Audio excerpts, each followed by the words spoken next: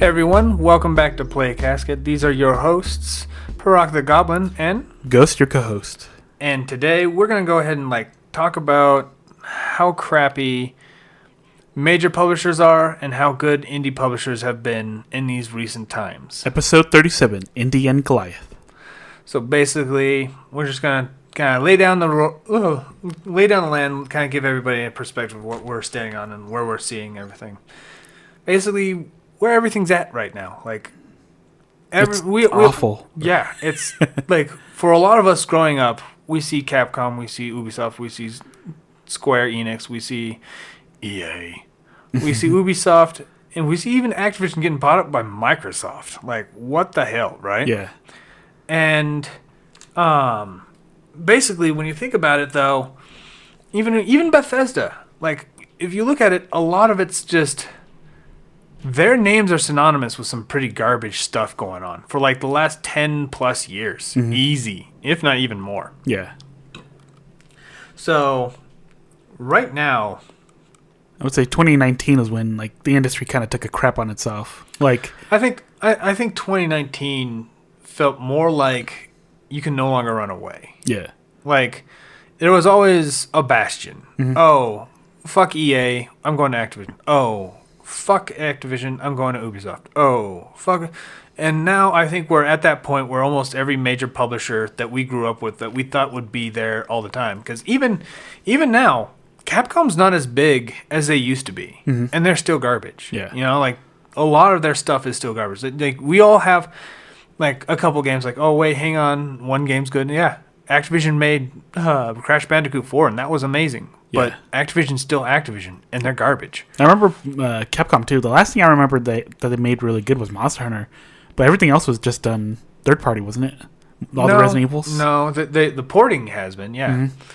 Mm-hmm. I think the Resident Evils kind of has some assets being done externally. Okay. But for the most part, I think after they redid 7, mm-hmm.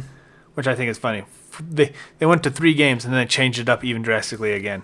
Yeah. I think 7 and 8 still was intended to be just their VR experience for a horror game, but mm-hmm. then they panicked because nobody was, receiving it as well because it's a horror game, but it's not exciting, Mm-hmm. It's also it's Resident Evil 2, and I think that's where it sold a lot more. Yeah, they slapped a sticker on it, and they just slapped a sticker on it, and I think that's exactly what happened, and I think that's what's going on with Capcom for a while too, is these major publishers are they're just doing garbage. The thing is, almost everything has been you see any round EA sticker, mm-hmm. or you hear that EA buys a fucking indie company, mm-hmm. oh. Rest in peace, Zoink Games. Well, the it just works mentality doesn't work anymore. Back then when it was its first of its kind, because I always just comes back to Fallout, how buggy and crazy it is. And sometimes you're you know what, the game is so good that you could just kind of overlook it. But when it comes back, when you become the world-renowned chef now and your steak comes back cold and you're wait, you're really good at this, but how come my steak is always cold whenever it comes to my plate? Mm-hmm. My steak shouldn't be cold anymore. You should have gotten it down by now. You should have at least gotten it to heat up. Yeah. There's that point, right? Fallout 76 is a good example of that nonsense. Yeah. And you probably have a lot more to say on it because you've actually experienced it. I have not, but at the same time, when I think about it, when I'm looking at it from a third-party perspective, there's things that are happening from an outside source. How did you guys just not do that right? Mm-hmm. You guys did it right for the last 6 games. How did you fuck it up this time? And not only did you mess it up, you messed it up this bad. Mm-hmm. It's something to that point where you're how did you do that? Same with CD Projekt Red and Cyberpunk. Mm-hmm. You're how did you mess that up so bad? Yeah. You had Witcher 3 down to a T. It was refined. It was mwah. How did you mess up Cyberpunk? Yeah. And not only did you mess up Cyberpunk, you messed it up this bad. And there's so many people who have so much faith in them mm-hmm. that they're willing to hold on to that game as long as they keep patching it and keep patching it. It shouldn't have been patched this much. It shouldn't have required this many patches. Yeah. That's how bad things have gotten. That even CD Projekt Red had to force something out that was broken. Mm-hmm. Like, that's how bad major publishers are. Yeah, I think the ability to patch things have made them kind of lazy too. I remember when I was playing, me and my friend we were playing on the PS3, and he showed me like the first time we ever had patches, I guess, and it just kind of blew my mind how revolutionary it was. Because there's something that was broken, and then they said, "Oh yeah, we'll send it. We'll do emergency patch," and it came to my mind like I made a joke 14 years ago, basically saying, "Wouldn't it be funny if a game came out incomplete and they patch it out later?" So funny. I blame you for everything that's happening right now. This is why you're dead right now. Kill me then. You can't. But yeah, no, like I used to play MMOs a lot. So even around that time, like patching was normal for me. But I started seeing that happen more and more often. I'm like, this isn't gonna look good. I was like, who's to say that it's like, oh, it's complete, but like there's literally textures missing. Like we had a wrestling game where some of these things shouldn't have passed quality assurance. Like it really shouldn't have passed QA. And that, you know what? Simple solution, get rid of QA. We don't have to have it. It's just like, if we just call murdering not a crime, they're not criminals. Yeah, that's how that works, California. But yeah, no, like it is so ridiculous that that's literally how we've gotten into it. Like, oh, don't worry, we understand your problems, blah, blah, blah, blah. We understand your pain. No, you didn't. If you understood our pain, you knew this was going to come out this way. You're like, yeah, I should probably fix that. Yeah. You know, like most other companies, they would get sued out the ass. You know, you sell a card that's missing one wheel, like, we'll give you a wheel when we're good and ready, but this is drivable. Yeah. Like, no, it's not. Just because it could get from point A to point B vaguely doesn't make it work. Yeah. You know, like, it's just not how that works. And in the contrast, indies are making, even though they're smaller games, based on smaller budgets, and quite often their graphics aren't even that good, the game is complete. Yeah. The game is not all that buggy. The game is complete, straightforward, it functions. In fact, most of their patches added content as opposed to fixing content. Like, that is huge, you know? Indies are just doing so well because of that. And these major third parties are just Goliaths, as we said. Go to the next section? Where they're powerhouse? Yep, they are powerhouses. And they're smaller teams. Yeah. They move faster. Well, the thing is also they could take risks because they're operating on such a small budget. Like, we can make money on, $100K a year, and that's still a shit ton. But like, even with just a small budget like that, like they can make a profit, throughout of it being out for 4 to 5 to 10 years, and make a decent lifetime sales. Because like, just look at Among Us, because it was dormant, and all of a sudden it just got really, really popular.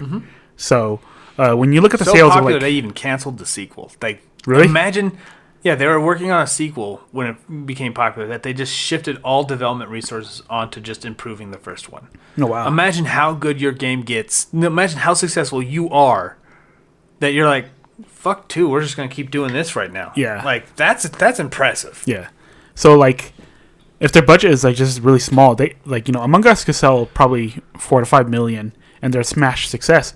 Call of Duty could sell 4 to 5 million, and that's a failure. Yeah, that's an absolute failure. Like, so, look at EA and stuff too. Like, it's like, oh, we have to sell at least 4 million in its first week, and it's always the first week too. It's always the first week and first month of any release, and these guys try to pump it out constantly, right? And like, that's the problem, is like, they're not looking at an evergreen title, and then they start having to contend with the used games of their own games. Yeah, like, why buy you when I could save $5 buying it used? So, but that's where a lot of like indies are still. Like, they're, again, smaller. They could sell 500,000 copies for one system, right? that is huge for them. Yeah. They can ride on that for years. They can make 3 projects off of that. Yeah. Right? And that used to be what it was like for all these major publishers at one point in time. A million used to be a success. Yeah, remember what was it, the Player's Choice of Nintendo, and what was Greatest Hits? Greatest Hits, yeah. Greatest Hits for... They don't even do that now. Yeah. They're trying to squeeze as much money as they can out of the game at $50, $60, and now they're going, well, we're going to try to find reasons to justify a $70 price tag. Yeah, it'll be $60 for 4 years before we see it. And we won't even see a Player's Choice. And this isn't even just on Sony or Microsoft or EA, or even Nintendo does this shit. Yeah. Like, Nintendo didn't do it for the Wii U either. Yeah. Like, they could easily do that with the Switch right now for, like, a complete version of Splatoon 2 and Breath of the Wild right now. Mm-hmm. Why not? Right? It would make so much sense right now. But they're not. Mm-hmm. Hopefully they make a complete version of Mario Kart 8 after all the tracks are made it, you know? Mm-hmm. Like, stuff like that. They could... but they haven't. Yeah. Like, that tells me a lot about these major publishers and stuff. Even Nintendo is not, like, innocent of this crap. They're doing exactly the same shit, just not to the same degree. Yeah. Whereas, we have an example like Yacht Club, right? Mm-hmm. They've been working on Shovel Knight, and of course, they had funding because of Kickstarter, right? They made a lot of money on Kickstarter for Shovel Knight. So, a lot of their free game... a lot of their free content of their game that they released, you can pick up, and like they were all, instead of just playing a secret character, they made an entire campaign for each and every character. Yeah. Well, Yacht Club's some of the really few companies that actually get Kickstarter right too, because it's supposed to kickstart your company, not, hey, we need to kickstart this project again, and this is our 4th or 5th project. Like the point of Kickstarter is for it to kickstart, not come back and fund us again. Yeah. Anuma. Not Numa. What's his name? Mega Man guy. Mega Man guy, yeah. But that's all his name's going to be now. But that's basically what's going on. Like, Yacht Club started a whole business on it, and then they made a publishing wing, and is now publishing other indies in the same vein as them. They're doing like a lot of really classic retro feel games, and then they like license Shovel Knight out on as for pennies on the dollar, and so he's in Blade Strangers, he's in Ukulele, he's in a variety of different games everywhere. He's in Rivals of Ether. He's in he's everywhere, right? And because of that, people know who Shovel Knight is, and he's literally just fucking running circles around people because people are buying his game. Yeah, and became even greater than the Kickstarter. And then they're using the Kickstarter now, even though people said that, oh wait, they shouldn't be doing it. They're doing it as a promotion. They even said that as well in one of their earlier directs, is that this new game of theirs, like Minerva or Minera or something to that point, they're doing it so people had a vote on what they can add as extra content, and they will just make that extra content the same way they did with Shovel Knight. So it's basically a promotional material in order to get people back into investing into the game and riding that same high that they did before, and we're just going to do it again. Many other Kickstarting companies have never been able to even do that, and even Yacht Club says, look, it's only going to cover a small amount of the development process. We have covered over 80%, blah, blah, blah, blah, blah. Mm-hmm. So they've already said, look, most of this is already going to happen. People are saying, well, why can't they just do it anyway? Their method is to allow people to basically be involved in the development process through the Kickstarter thing. Oh, okay. That's the reason why they're doing it. Yeah. They could have even easily said, no, we're just developing it this way. Tough titties. Yeah. And that's how I think a lot of the indie scene is really doing well because of stuff like that. Mm-hmm. Is that they're making these smaller games. They're working with companies like Yacht Club, who looks to be like the second generation of EA. Yeah. Like, back when EA was EA big and EA this, like everything was really amazing for EA back in like the early 2000s, I could see Yacht Club being easy as the next generation. We just, maybe hopefully when we're about 50 years old, we're not seeing Yacht Club being associated with what EA has been now, yeah. You know? But there's a possibility. We don't know, you know? But where they're at, they're like the golden age version of what's going on. Mm-hmm. But going back to the majors, like, they're messing up everything. Mm-hmm. They're doing so many things wrong. They can't get anything right. They can't get anything right. Like, they're so tone deaf and blind. And I think I don't think it's entirely on them, but it's also, they're still responsible for the choices they've made. Yeah. Like, I'm not going to say, oh, well, EA would have done better if they did X, Y, and Z instead. No, well, they didn't. Mm-hmm. That's the reason why that's the problem, right? Yeah, I think it's gotten to a point where they just want to play it safe now. Like, you could tell what a game is just by looking at the screenshots. Like, so many of them, too. Yeah, you see the screenshot and you're like, oh, it's one of those games. Like, if it's a third-person shooter, it's probably in an urban area. There's some loot involved. Maybe you have stats on the stuff you loot, and there's crafting. Like, that's like a third-person shooter. Yeah. And then when it's a first-person shooter, it's military-like. It has realistic graphics. You have some kind of drone somewhere at some level. Yeah, self-healing mechanic where you could take half a clip and then you just stand there and then it heals. And the default weapon is always a piece of crap. Like, mm-hmm. as soon as you kill somebody, you run up. Oh, you pick that up. You're like, mm-hmm. Yeah, your default weapon's always shit. So fix that. Oh, they won't even fix it. Like, that's just stuff that you noticed, right? Yeah. And I think one of the things, a lot of major, and I think Ubisoft does this a lot more than the other ones. But mm-hmm. I do think I would not doubt the other developers major publishers doing this too. Is they see social media as free marketing research. Yeah. So they just they either cut out marketing entirely or gutted it mm-hmm. all the way out. Like, they just gutted it and it's just like a skeleton crew, and they just search up hashtags and well, what are they talking about? And then they search it and they go, it seems like rabbits need to be gay and trans today. Let's go ahead and make them that way, and then also sell straight rabbits as a DLC pack. Mm-hmm. And that's basically what it is. Yeah, they're just using what they think is happening, but Twitter and Reddit is like a fraction of a fraction of a fraction of a fraction of people who not only use the internet but are active or use these sites or whatever. And it's always the same people on every single one that are talking the most. The people who are talking the most on Twitter are likely the same people who are Jannies on Reddit. Well, it just reminds me about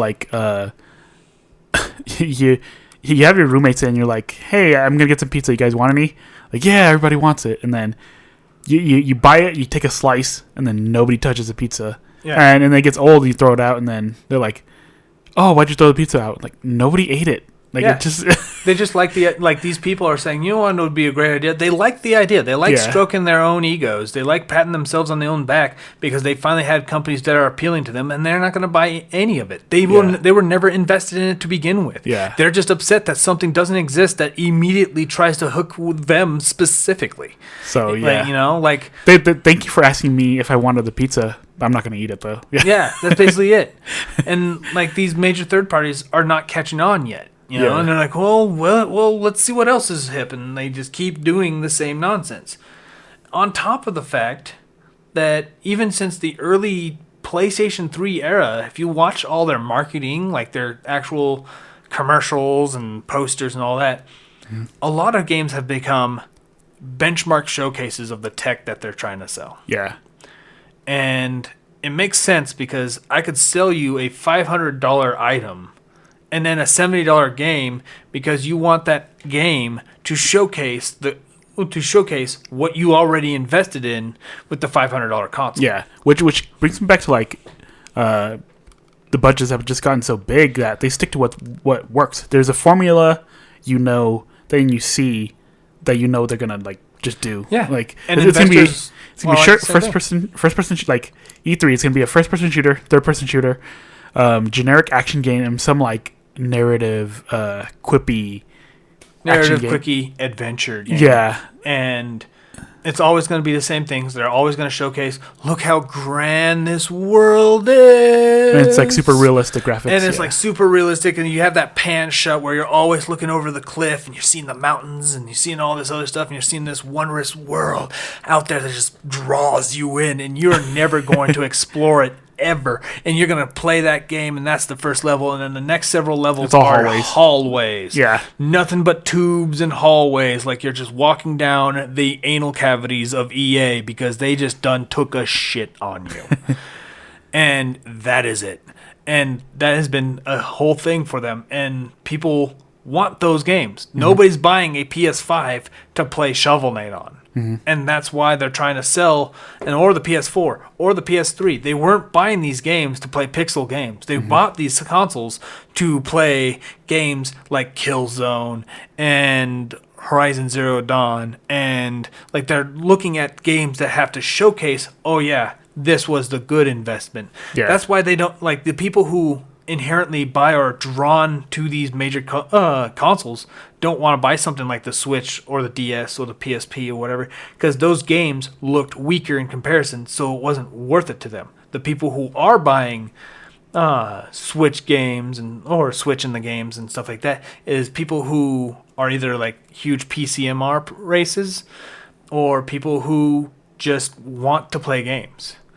And a lot of the people, there's a reason why a lot of the indies are actually selling pretty well on the Nintendo Switch, because they're getting the coverage that they to a market that would buy them. Well, the showcase is like done really well too. The issue with Steam is that like it's buried under a bunch of like AAA stuff. Like Steam could sell them as well as just as good. Like I'm not gonna lie. Like I do believe Steam and stuff like that can still sell indies just as good. The problem with Steam though isn't the fact that the market's different. It's just that the market I think is very similar to Switch, but they are just inundated with so many releases so often. It is just hard. Yeah. Well, yeah, you're fighting for visibility. Like think of like the top 10 sodas. Okay, now think of like the top 15. Now think of the top 20. Like there's only like there's like one or two brands you'll know. You like top 5 sodas, and then by the time you get to top 20, you're just naming things you remember. Yeah, like you don't know the actual numbers. You're like, I guess it could be really really good sodas, but yeah, you know, and that's it. Like that's just a thing, and that's a problem. And with Steam and stuff, that's the same exact thing. Like nobody wants to go through 3 pages to find the one good game. They want to find the one good game on the first page. And if you release, you pray to God you're on that first page. Otherwise, you're not selling very well until you're popular somewhere else. Yeah. Like Shovel Knight got really popular because of the Wii U release. Became even more popular on the PC release, which then made them more popular everywhere. Well, the funny thing about Shovel Knight 2 is it came out at a time where like a bunch of these indies were just bombing like hell too. Yeah, they're bombing like hell, and they were like all like it was right when Kickstarter was just having a conniption of people just taking the money and running. Yeah, and people overpromising like overpromising and stuff like that. This is Skyrim, but you could do more, or this is a Skyrim but sandboxes and progressive. Yeah. Oh my God, take my money. No, and then they just ran off and like got a surgery instead. Yeah. And no, they do a lot of that, right? And yeah, it did like it came out at a time when people were excited about people going back to kind of nostalgic roots, because people kind of miss just having a game. And that was like a lot of people were like, oh yeah, like I got Call of Duty, but man, I'm getting exhausted. And I think it was been a slow roll ever since. And now people are like tired of Call of Duty's bullcrap, tired of Assassin's Duty's bullcrap, tired of Activision and EA and Ubisoft and Bethesda and CD Projekt Red's empty, hollow, constant promises of nothing ever getting done, ever. Yeah. So people are getting tired of it. And I'm glad that that's happening. I'm glad all these companies are getting shit on. And I'm glad that people are getting pissed off every time they see the EA logo on anything that kind of looks remotely nice. Because the moment they see it, they're like, oh, this game just got fucked. Yeah. Yeah. Because EA got their grubs on it and ruined it for everyone. So, what's looking to change? What do you look for to change? Mellow the hell out. You still got a life there, Parker. But what's looking to change? I do think due to the lack of production of the PS5 and the Xbox Series X, is been an eye opener for some of the smaller major publishers, not the big ones, but the smaller ones like Square and Capcom. Yes, Square is actually small in comparison, and they're not getting their sales. When you think about it, if you're one of those early adopters of the PS5 and all that for a game designer and release a game early on, you're going to not only contend with people trying to get the console, people are trying to still get their games sold, but by the time most of these people get their games, they're going to get their game consoles, get their PS5s, get their Series X's and stuff. They're going to move on to something that's more recent because everybody's done talking about Final Fantasy VII Integrate now. Nobody cares. Nobody cares because we're on a social media trend thing. We don't talk about old stuff anymore, even though a lot of our recordings are 7 weeks ahead of its schedule. Yeah. But that's the thing. Nobody talks about it, so I don't want to get it now. You know, I was one of the people who always was behind on picking up some of the new hip games. I was probably a year and a half behind everyone else buying Assassin's Creed. I didn't really like it. You know, I bought it, and then people were like, well, you should have bought 4. Why? You know, like, I didn't like this first one. Yeah. You know, and it goes on through that, right? But that's the same thing. Square is seeing the sales of Intergrade not being as good as the sales of the PS5s that are available.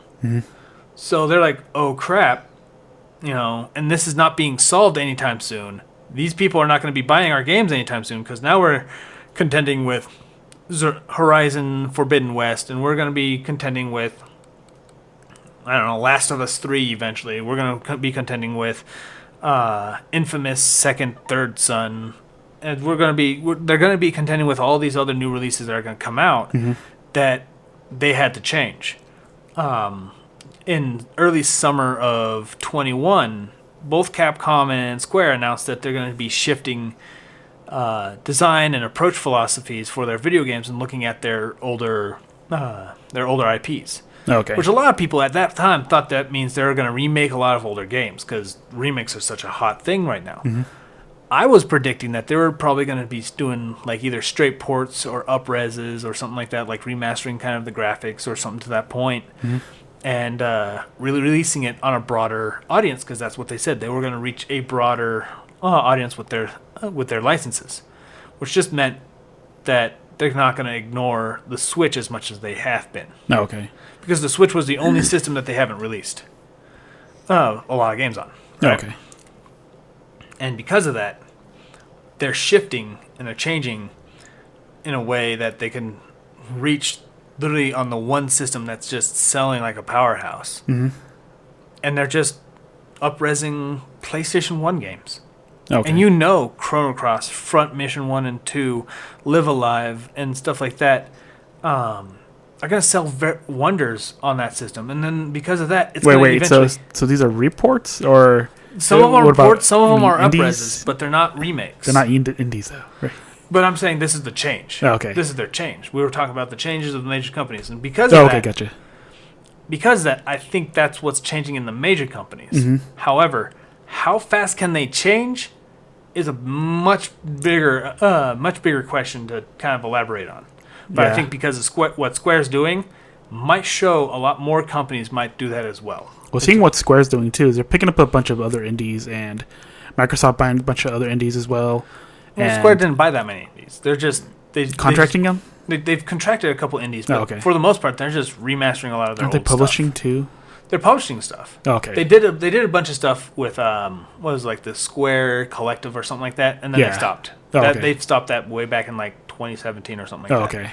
I think it didn't take off as well as they were hoping for.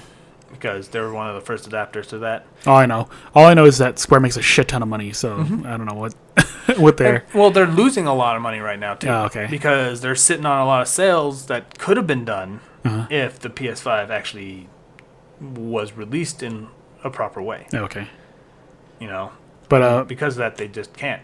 And meanwhile, they're trying to shift this ship for almost an entire year since their post. From their post, their shifting focus, it took them an entire year. Indies have released how many games since then? A lot. Exactly. Like, Square has only released 3 games with the amount of studios that they have, take that same amount of studios that the indies had, like just take the top many studios of independence, WayForward, Yacht Club, Twin Motion, and all that. Take all of them and look at what games are getting updates and releases and all that, and then see how many games they released in comparison. Oh, okay, gotcha. Even with them saying we're gonna just go ahead and up-res Chrono Cross, they still can't get it out in time over a year than somebody else is already doing. Oh, okay. Yeah, I think that's, even with them being such a big company, there's huge red tape that they're still following that fucking indies just run around from. Yeah. And they're just dominating. And I think we're going to see a collapse of Square and all these other companies. And I don't think a lot of them are going to get bought up. I think they're going to get really small, if not outright bankrupt. Okay. I could see a lot of companies going outright bankrupt. I do see Square being one of the smaller companies. I could see Capcom being bankrupt. And I could see somebody like Microsoft buying them just to sit on their backlog in Game Pass. Yeah. They're not going to do anything else beyond that. Okay. And they're going to and if they do, they're going to try to make it hip and stuff, and it's going to be absolutely horrific. Okay. But I could see a lot of companies tanking because of that. Oh, okay. So, what about you? What do you see changing? Because I've obviously talked way too much. Well, the only thing I really see towards that is like, was it indies either like being contracted or was it big companies buying them out? Well, then they just become big companies. Yeah, exactly. So I'm nervous that like the biggest issue is when they buy them out and then, indie game 2 didn't sell so well, so we're gonna merge you and then we're gonna dissolve your company and we're just gonna squat on your IP. So that's my biggest concern about like when they start encroaching on the indie scene, I guess. But well, that's not changing for the better. Not for the better, but that's what I kind of see happening when most big guys just kind of like, well, indies are kind of thrashing us right now, so we're gonna start buying things out. Just kind of like how like Minecraft went when it was just something small, and then they see a bunch of potential on it, and they just buy it. So yeah, I can see a lot of that too. So I guess something like Minecraft, I guess, happening again.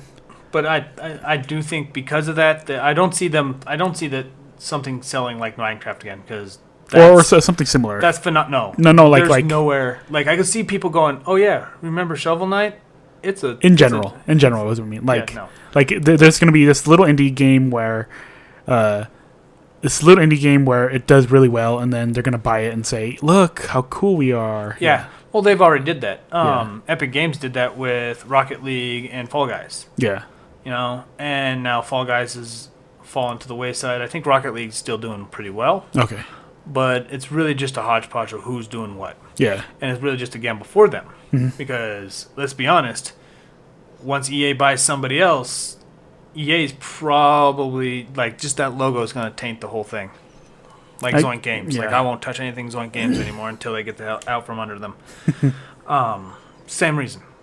And it's because, like, they can't prove it on their own. They'll buy something else. But, I think that's been an ongoing thing for a while. Yeah. I mean, that happens in a lot of other businesses in general. I know. But so I don't know. It's just kind of a shame how, like, they've forgotten their roots. I don't know. Just make good games. I guess that's easy to say. Like, it's just not, they just won't, and even if they just want to make good, simple games. Take a risk. Like, it's... Do different things. It wouldn't hurt them making B-class studios, but I think a lot of it has to do with their investors just wanting to capitalize on the most money made the fastest way in the easiest way possible. Yeah. Remember when shit was free? Remember inventory space was free? Remember when cheats were free? Cheat codes were cool? Remember when you unlocked content for being good at a game? Yeah, I miss that shit too. Well, there's always indies. Yeah, that's the thing. I kind of miss that. But anyway, we're going to go ahead and end it right here. Thank you all for watching and listening to us all the way to Thumbs up, remind, if you like our content, complain. Make sure complain, comment, and say how bad we are. That's all good. And then, like, subscribe if you wish. And we will see you on the other side. Hey everyone, this is Paraka. And Ghost. I would like to say thank you for listening to our podcast. If you like our content, give us a thumbs up. Subscribe and share our video with your friends. You can also follow and support us on other social media such as Minds and Rumble. Links in the description below.